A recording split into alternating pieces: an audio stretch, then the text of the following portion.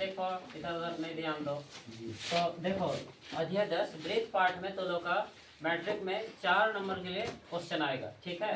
एक question 1 number के लिए और एक क्वेश्चन 3 नंबर के लिए आएगा, तो टोटल हो गया 4 नंबर के लिए।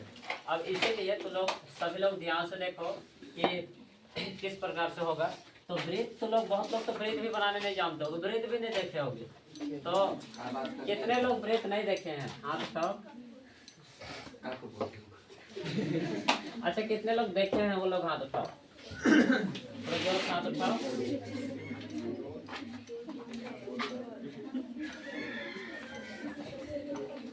तो लोग देखे हो, देखी है, देखो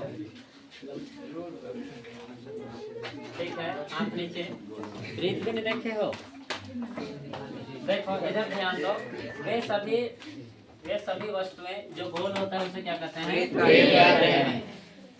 जैसे कि चूड़ी। हाँ जैसे कि चूड़ी वो भी हो सकता है। तो देखो विराज कहाँ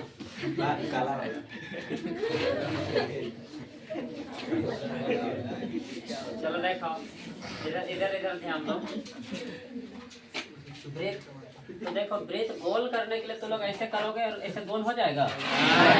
तो कैसे करोगे? चाप से करोगे तभी गोल होगा, और दूसरा से नहीं होगा। देखो इधर ध्यान दो। तब देखो छोटे समय में ना तो लोग बैल बकरी किधरों भी चराते जाने समय चाहे डंडा पकड़ के तो लोग ऐसे ऐसे तो किए होगे, ऐसे करके ऐसे ऐसे नहीं किया, घूम घूम के किए हो ना, तो गोल नहीं हुआ था। तो वो सभी चीजें क्या है? ब्रीथ है। तो वो ब्रीथ जो है तो फिर वो गोल हुआ क्यों? तो लोग तो उसको डंडा घुमा रहे तो फिर गोल हो गया। काहे गोल हो गया? क्योंकि हम एक जगह थे स्थिर। तुम लोग एक जगह स्थिर हो इसलिए ब्रीथ हुआ ना। तो इसका भी देखो, इसमें कोई भी जब ब्रीथ बनता है उसका कोई एक केंद्र होता है। अगर चाप से तो लोग अगर ब्रीथ बनाओगे तो ये जो नुकीला भाग होता है जिसको तो लोग बीच में रखते हो उसको रखवे नहीं करो और ऐसे ही बनाओ तो बनेगा नहीं। तो उस अंदर का कोई जो बीच में रहता है उस नुकीला भाग को यहाँ रखना पड़ेगा, उसके बाद ऐसे घुमाएंगे तो फिर से ब्रीथ बन जाएगा। तो इसीलिए बीच में एक बिंदु होना जरूरी है, और उसी बिंदु को हम लोग कहते हैं केंद्र। क्या कहते हैं? केंद्र। केंद्रक नहीं, केंद्र, ठीक है। केंद्रक तो लोग बायोलॉजी में पढ़ते हो, ठीक है। तो देखो ये हुआ केंद्र, किसी को दिक्कत है? नहीं। अब देखो ये जो केंद्र हुआ, अब केंद्र से तो लोग ये जो रेखाएं बनाते हो, इस रेखा को हम लोग परिधि या परिमाप कहते हैं। परिधि या परिमाप, समझे कि नहीं समझे? देखो ब्रीथ पार्ट में ये ब्रीथ हो गया, बीच वाला बिंदु क्या कहते हैं? केंद्र। और किनारे वाला जो भाग होता है किनारे किनारे उसको क्या कहते हैं? परिधि या परिमाप। किसी को दिक्कत है? नहीं। अब यहाँ पे ध्यान से देखोगे कि केंद्र और ये हुआ परिधि, केंद्र और परिधि के बीच की दूरी को क्या कहते हैं? त्रिज्या। क्या कहते हैं? त्रिज्या। नहीं जानते हो लोग, याद रखना, केंद्र और परिधि के बीच की दूरी को त्रिज्या कहते हैं। इसको हम लोग आर ही कहते हैं। आर, ये बड़ा वाला भी आर हो सकता है, छोटा भी हो सकता है। इसको हम इधर लिख देते हैं त्रिज्या। त्रिज्या, किसी को दिक्कत है? नहीं। तो और एक बार देखोगे, ये ब्रीथ हुआ, ये किनारे वाले भाग को क्या कहते हैं? परिधि या परिमाप। और ये बीच का बिंदु क्या कहते हैं? और केंद्र और परिधि के बीच क्या कहते हैं? त्रिज्या। क्या कहते हैं? त्रिज्या। अब देखो तो हमको एक बात बता दो कि एक वृत्त में कितने त्रिज्या हो सकते हैं? अनेक त्रिज्या हो सकते हैं, क्योंकि यहाँ से देखो ये केंद्र से परिधि यहाँ भी हो सकता है, केंद्र से परिधि यहाँ भी हो सकता है, केंद्र से परिधि इधर भी हो सकता है, इधर भी हो सकता है, इधर भी हो सकता है, यहाँ भी हो सकता है, यहाँ भी हो सकता है। और इसीलिए एक वृत्त में अनेक त्रिज्याएं हो सकते हैं, किधरों से भी हो सकता है। समझे कि नहीं समझे? इसको शुरू से बना देते हैं।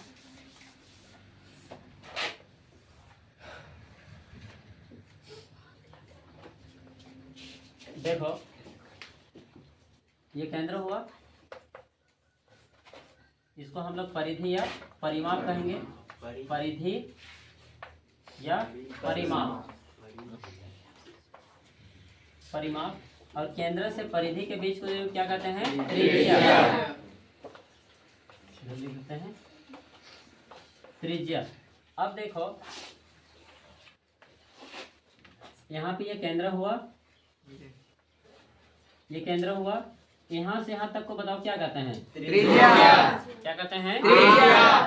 त्रिज्या। इसको हम लोग आर कहेंगे। कोई दिक्कत है? नहीं। चाहे ये छोटा वाला ही लिख देते हैं, ऐसे भी लिख सकते हो, कोई दिक्कत नहीं है। त्रिज्या। अब यहाँ से यहाँ तक को क्या कहेंगे? व्यास। त्रिज्या। यहाँ से यहाँ तक को क्या कहेंगे? त्रिज्या। क्या कहेंगे? त्रिज्या कहेंगे। त्रिज्या ये भी क्या होगा? समझे कि नहीं समझे?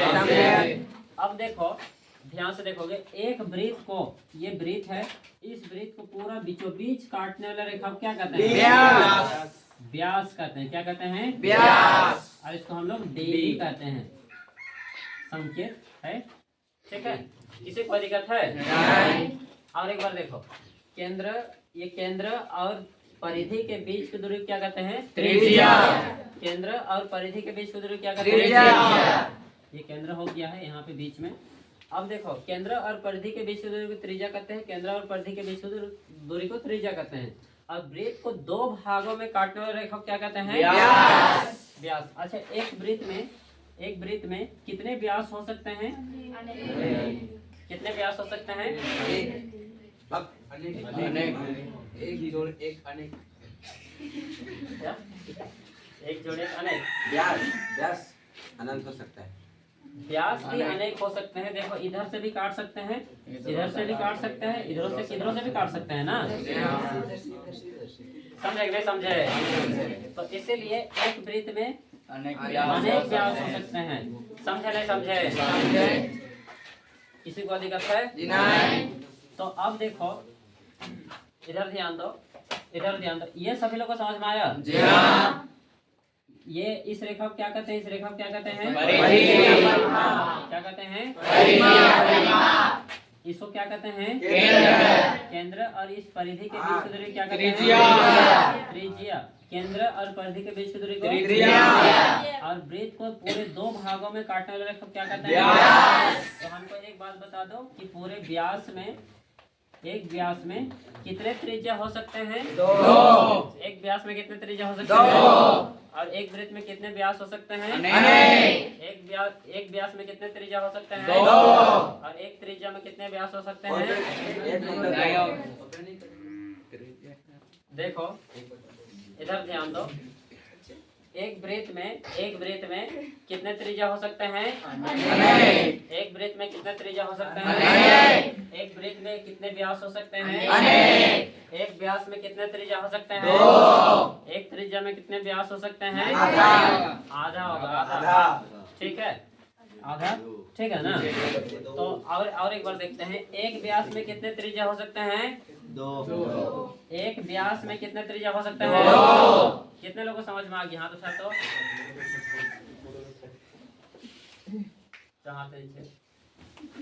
तो किधर किधर है तब? 2 उधर उधर उधर है। देखो, यहाँ से यहाँ तक एक, यहाँ से यहाँ तक एक। तो ये त्रिज्या और त्रिज्या जैसे R जोड़ R, कितना R होगा? 2R।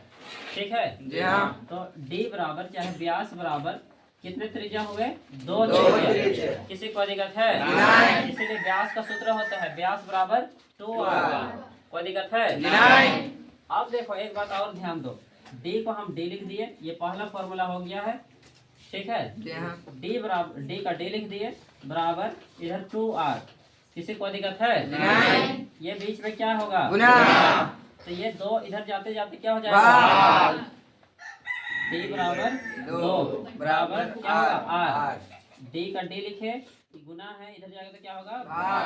बटे 2 और इधर R का R। तो इसी को हम लोग थोड़ा नीचे हो गया, इधर लिख देते हैं ना। जी हाँ। दूसरा R बराबर क्या होगा? R बराबर D बटे 2। समझे नहीं समझे? समझे। मतलब कि यहाँ पे 2 सूत्र बना। देखो, व्यास बराबर 2R मतलब 2 त्रिज्या, और R बराबर D बटे 2। D मतलब व्यास का आधा। जितना व्यास रहेगा उसको 2 से भाग देंगे, निकल जाएगा त्रिज्या का मान। समझे नहीं समझे? समझे। इससे कोई दिक्कत है? नहीं। चलो इतना सा लिखो।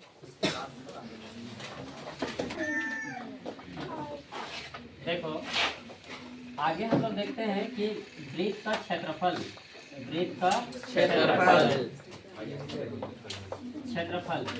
अभी अभी हम तुम लोग को बताए थे कि देखो त्रिज्या बराबर, त्रिज्या मतलब r बराबर क्या होता है d/2 और व्यास बराबर, व्यास बराबर, व्यास d बराबर बताए थे 2r। ये दो सूत्र है ना जी हाँ। तो यहाँ पे देखो ये तो पहला दूसरा ये दो सूत्र हो गया। इसी से आगे बनता है देखो वृत्त होता है, ये मान लो सही नहीं बना,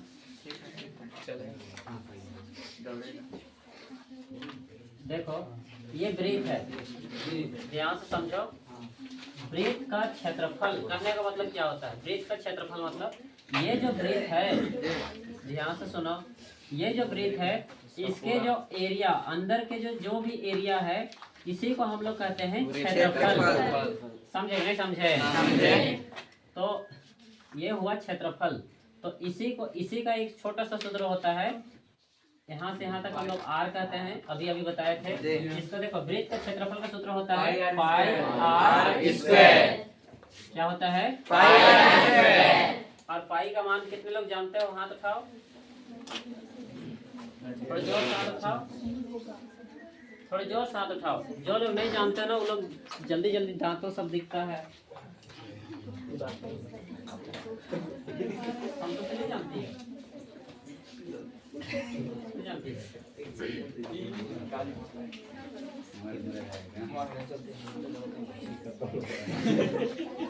देखो इधर ध्यान दो, पाई का मान कितना होता है? या फिर से 3.14। ठीक है, पाई का दो मान होते हैं जिसको तो लोग 13 पार्ट में पढ़ोगे ना, अभी हम लोग 12 पार्ट में भी हम लोग पढ़ेंगे, 13 पार्ट में भी पढ़ेंगे। देखो पाई का मान कितना होता है? तो यहाँ पे देखो वृत्त का क्षेत्रफल पाई r स्क्वायर, वृत्त का क्षेत्रफल क्या होता है? पाई r स्क्वायर। दूसरा इससे भी क्वेश्चन आता है, इसलिए हम इसको भी लिखा देते हैं। वृत्त का क्षेत्रफल हो गया, वृत्त की परिधि, वृत्त की परिधि, इधर ध्यान दो। परिधि का दूसरा नाम कितने लोग बता सकते हो? परिधि का दूसरा नाम थोड़ी जोर से उठाओ तो, एक डंडा लाओ तो।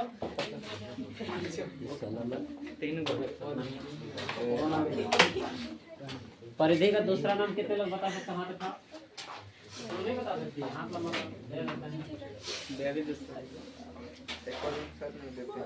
एक को दिन नहीं दे रहे से डांटा भी नहीं टूट रहा है, 2 साल हो गए।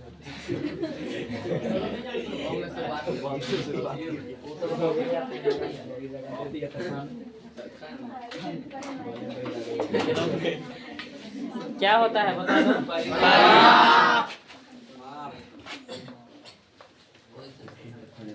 परिधि या परिमाप, वृत्त की परिधि या परिमाप। सूत्र क्या होता है?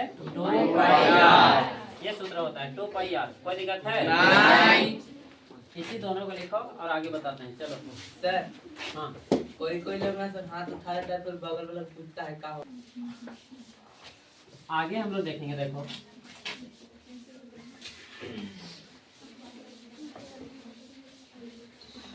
अब देखो, अब थोड़ा थोड़ा सा कुछ कुछ बातें बताते जाते हैं, थोड़ा सा पार्ट में आते हैं। ठीक है,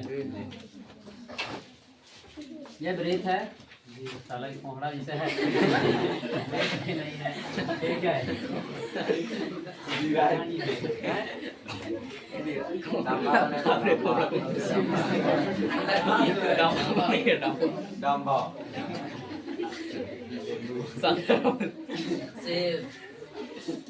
चलो कोई बात नहीं, चलेगा। चल देखो,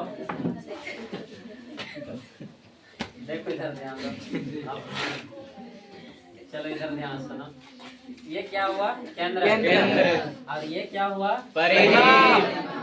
कहाँ संतोषी बताओ, इसको क्या कहते हैं? इस रेखा को इसको क्या कहते हैं? इस जगह क्या कहेंगे? इस जगह परिधि या परिमाप। ठीक है, परिधि या परिमाप। ठीक है, इधर ध्यान दोगे सभी कोई। कुछ कुछ चीजें और थोड़ा सा आगे बढ़ते जाते हैं। मान लो कि अगर इस बिंदु पर चाहे इस त्रिभुज पर सॉरी त्रिभुज बोलते हैं, वृत्त पर दिमाग को काम नहीं करता। ठीक है, इस वृत्त पर ध्यान दोगे। अगर मान लो कि कोई रेखा ऐसे जाता है और ऐसे इसको छूते हुए पार हो जाता है, जैसे कोई रेखा इस प्रकार से गया और इधर से छूते हुए पार हो गया, वैसे आगे मतलब कि किधरों से भी हो सकता है। जैसे ये वृत्त हुआ तो फिर से कोई मान लो इधर से कोई रेखा आया और ऐसे आ गया, चाहे इधर से गया फिर ऐसे चल गया, चाहे किधरों से भी हो सकता है। तो इस रेखा को हम लोग क्या रेखा कहते हैं? स्पर्श रेखा। स्पर्श रेखा। स्पर्श रेखा। स्पर्श मतलब क्या होता है? छूना। स्पर्श मतलब होता है छूना, ठीक है, टच करना, छूना। जैसे कि स्पर्श करना, ऐसे जो हल्का सा होता है ना, उसी को कहते हैं स्पर्श करना। समझ गए ना? ऐसे करके कोई किया है तो क्या बोलेंगे? पकड़ना। इधर देखो, इधर ध्यान दो, इधर ध्यान दो सभी लोग। तो स्पर्श रेखा, इस रेखा को हम लोग स्पर्श रेखा कहेंगे। इसको भी हम लोग क्या कहेंगे? स्पर्श रेखा। स्पर्श रेखा। स्पर्श रेखा, ये स्पर्श रेखा है।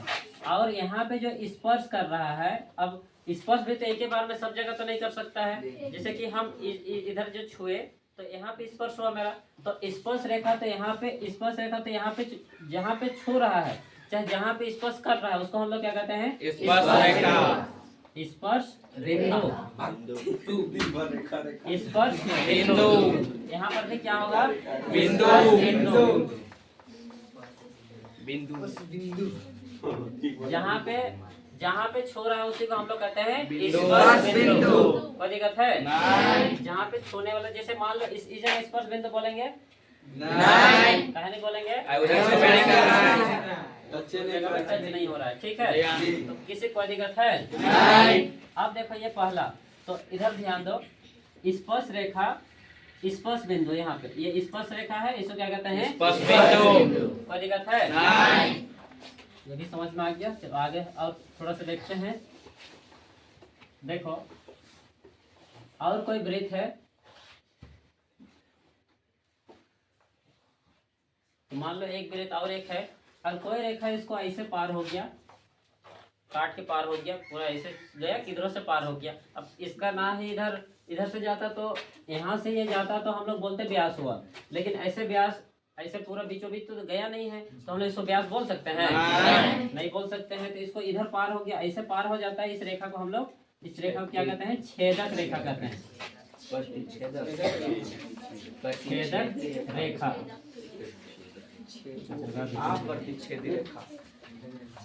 क्या कहते हैं? छेदक रेखा। कोई दिक्कत है नहीं? अब देखो और एक, ये पहला, ये दूसरा, ये और एक वृत्त है, इधर ध्यान दोगे, और एक वृत्त है। कोई देखो, कोई भी रेखा वृत्त को ऐसे पार कर देता है, काटते हुए पार कर देता है, उस रेखा को क्या कहते हैं? छेदक रेखा। अब देखो, अगर मान लो कि ये वृत्त है, यहाँ से यहाँ तक कोई रेखा हुआ, चाहे यहाँ से यहाँ तक हुआ, चाहे यहाँ से यहाँ तक हुआ, चाहे इधर से हुआ, चाहे इधर से, चाहे किधरों से भी हुआ, तो इसको हम लोग कहते हैं जीवा। क्या कहते हैं? जीवा। याद रखना। कोई दिक्कत है नहीं? समझे नहीं समझे? समझे। इस रेखा का नाम क्या है? जीवा। और इसको हम लोग वैसे तो लघु वृत्तखंड कहते हैं, और इसको दीर्घ वृत्तखंड कहते हैं, लेकिन इसको अभी हम लोग को पढ़ना नहीं है। लघु वृत्तखंड, दीर्घ वृत्तखंड ये अगले पार्ट में पढ़ेंगे। अभी फिलहाल के लिए जान लो इसको क्या कहते हैं? जीवा। चलो जल्दी जल्दी बनाओ, हल्ला नहीं करो, इधर ध्यान दो।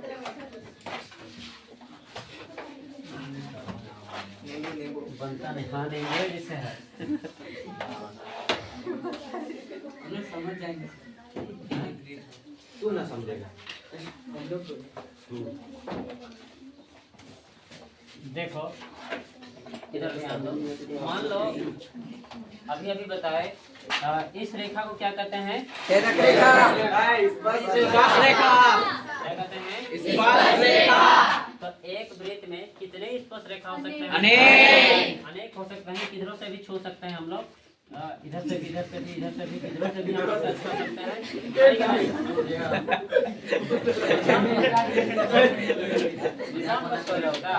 हमको भी बहुत छूना आराम है। है छूने स्टार्ट कर सर हमको भी छूना है। तो देखो कहाँ छू सकता है। देखो एक ब्रिज में कितने स्पर्श रेखा हो सकते हैं? ठीक है। अब क्वेश्चन में थोड़ा सा आ जाते हैं। वैसे तो नियम भी कुछ है। देखो किसी ब्रिज की स्पर्श रेखा उसे खली स्थान बिंदुओं पर प्रतिच्छेद करती है। यहाँ पर ध्यान से देखने को